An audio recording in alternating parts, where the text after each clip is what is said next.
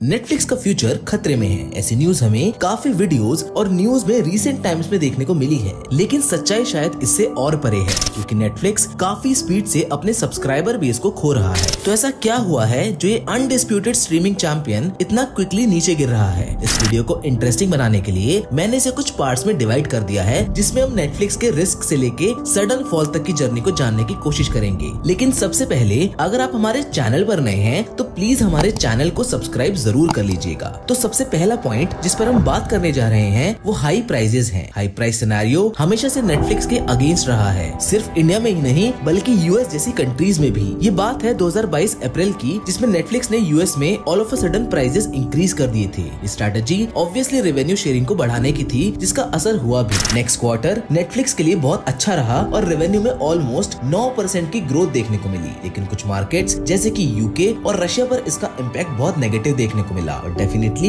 इसके रीजंस अलग अलग हो सकते हैं। नेक्स्ट पॉइंट है रशिया यूक्रेन वॉर। अगर बात अकेले रशिया की करें तो नेटफ्लिक्स ने रशिया में ऑलमोस्ट 7 लाख से भी ज्यादा सब्सक्राइबर बेस को खो दिया है, जिसका प्राइमरी कारण यूक्रेन रशिया वॉर है, जिसकी वजह से नेटफ्लिक्स को रशिया में अपना ऑपरेशन बंद करना पड़ा था। इसका प्राइजेस, कंटेंट क्वालिटी और किसी भी स्ट्रेटेजी से कोई लेना देना नहीं है। लेकिन अगर बात यूरोपियन कंट्रीज की करें तो वहाँ नेटफ्लिक्स को नुकसान रशिया से भी ज्यादा उठाना पड़ा है। एक सर्वे के अनुसार सिर्फ यूनाइटेड किंगडम में नेटफ्लिक्स को 16 लाख से भी ज्यादा सब्सक्राइबर बेस का नुकसान हुआ है, जिसका रीजन यूके में आया रिसेशन और वहाँ रह रहे लोगों की कॉस्ट ऑफ लिविंग का बढ़ना है। इस बढ़ते हुए रिसेशन और इन्फ्लेशन ने यूके की इकोनॉमी के साथ साथ नेटफ्लिक्स के रेवेन्यू को भी काफी अफेक्ट किया है। यूके का रिसेशन 30 सालों के हाईएस्ट पीक पर चल रहा है, जिसने एंटरटेनमेंट इंडस्ट्री के साथ साथ दूसरे बिजनेसेस को भी अफेक्ट किया है। लेकिन ये फैक्टर्स जो नेटफ्लिक्स के बिजनेस पर अफेक्ट कर रहे हैं किसी के भी कंट्रोल से परे हैं। पर कुछ ऐसे रीजंस भी हैं जिन पर शायद अभी ध्यान नहीं दिया गया, तो फ्यूचर में नेटफ्लिक्स को उनकी वजह से काफी भारी नुकसान उठाना पड़ सकता है।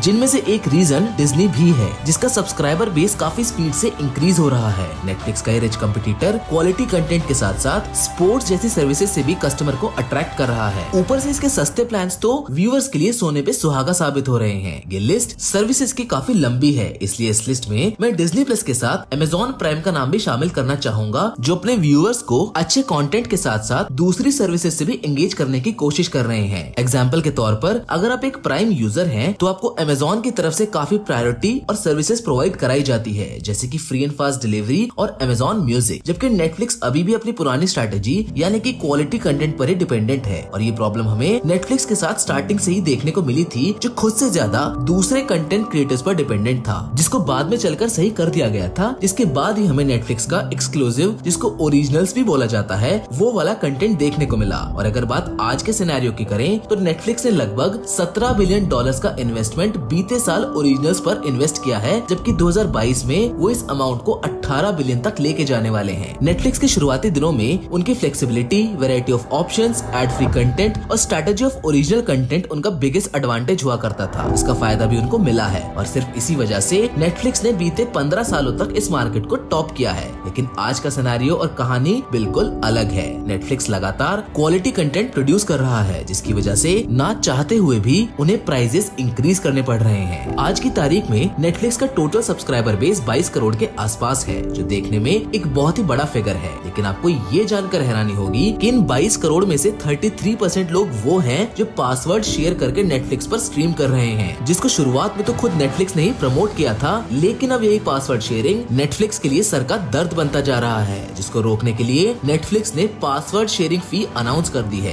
काफी कंट्रीज में तो इसका ट्रायल भी चालू हो गया है और most probably Netflix password sharing को यूएस जैसी कंट्रीज जहां से नेटफ्लिक्स का मेजर रेवेन्यू आता है वहां पुश कर देंगे। फिलहाल इंडिया में पासवर्ड शेयरिंग फी आने की संभावनाएं काफी कम है, क्योंकि इंडियन मार्केट इकलौता ऐसा मार्केट है जिसे अभी भी नेटफ्लिक्स पूरी तरह कैप्चर नहीं कर पाया है। रीजन सिंपल है कि इंडियन ऑडियंस को क्वालिटी कंटेंट देखना है, लेकिन कम कीमत पर, जिसका खामियाजा नेटफ्लिक्स को भुगतना पड़ रहा है और ये शुरुआत से चलता आ रहा है। और ऐसा नहीं है कि नेटफ्लिक्स ने इस सिचुएशन को काउंटर करने की कोशिश नहीं की है। अगर आपको याद हो तो नेटफ्लिक्स के शुरुआती मंथली प्लान 500 रुपीज से स्टार्ट हुआ करते थे, जिन्हें आज नेटफ्लिक्स ने कम करके 149 पर मंथ कर दिया है। इंडियन कस्टमर्स को अट्रैक्ट करने के लिए प्लान्स को ऑलमोस्ट 30% तक कम कर दिया गया है। हालांकि नेटफ्लिक्स इंडिया के मेजोरिटी मार्केट को कैप्चर करता है, जो कुछ 23% के आसपास है, लेकिन फिर भी नेटफ्लिक्स इंडियन मार्केट को उस हद तक कैप्चर नहीं कर पाया है जिसके लिए कभी ये स्टैंड अलोन स्ट्रीमिंग प्लेटफॉर्म जाना जाता था। खैर पिछले कुछ दिनों से नेटफ्लिक्स ने अपनी काफी स्ट्रेटेजीज चेंज करी हैं, जिसका असर हमें अब धीरे धीरे देखने को मिल रहा है। अगर नेटफ्लिक्स के स्टॉक को कंपेयर किया जाए तो नेटफ्लिक्स अब धीरे धीरे फिर से रिकवरी की तरफ चल पड़ा है। आने वाला समय नेटफ्लिक्स के लिए काफी क्रूशियल है। फिलहाल नेटफ्लिक्स की सारी स्ट्रेटेजीज सब्सक्राइबर बेस बढ़ाने के बजाय उन्हें बचाने की है। In order to keep subscribers entertained, Netflix अपने प्लेटफॉर्म पर काफी सारे चेंजेस कर रहा है, जो हमें देखने को भी मिले हैं और आगे देखने को मिलते रहेंगे। And hope for the best कि नेटफ्लिक्स इस सिचुएशन से बहुत जल्द बाहर निकल जाए। फिलहाल तो हमारी आज की वीडियो में बस इतना ही। हम उम्मीद करते हैं कि आपको ये पसंद आई होगी। फ्यूचर में ऐसा और कंटेंट देखने के लिए आप हमारे चैनल को भी सब्सक्राइब कर सकते हैं। मिलेंगे आपसे